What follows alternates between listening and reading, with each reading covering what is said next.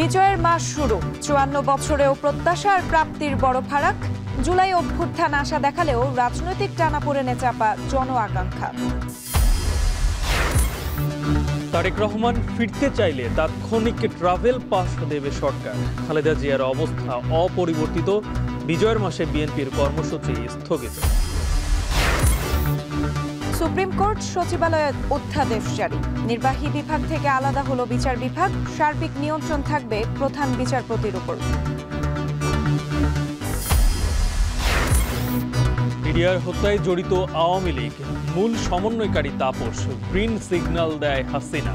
প্রধান উপদেষ্টার কাছে তদন্ত কমিশনের প্রতিবেদন জমা। বিচ্ছিন্ন দ্বীপ হাতিয়ায় চালুর অপেক্ষায় স্বপ্নের ফেরি।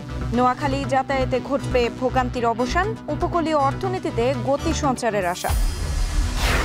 1 crore and 10 lakh taka for the first lot. Naeem Sheikh goes to Chittagong, bidding once, bidding twice and thrice. Thank you very much. এবং বিপিএল নিলামে সর্বোচ্চ দরে চট্টগ্রাম রয়্যালসের নাইম শেখ, শেষ মুহূর্তে দল পেলেন রিয়াদ মুশফিক। ফিক্সিং ঠেকাতে দলে সিআইডির নজরদারি।